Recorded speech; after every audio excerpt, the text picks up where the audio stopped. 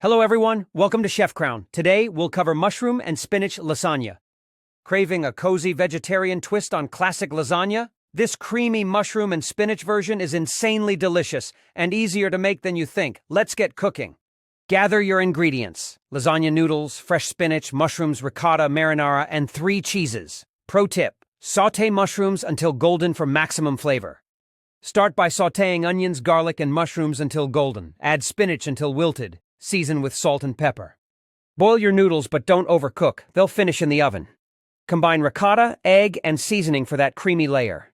Spread marinara. Add noodles, ricotta, veggies, and cheese. Repeat layers, then top with mozzarella and parmesan.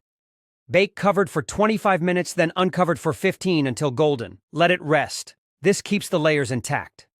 Love lasagna?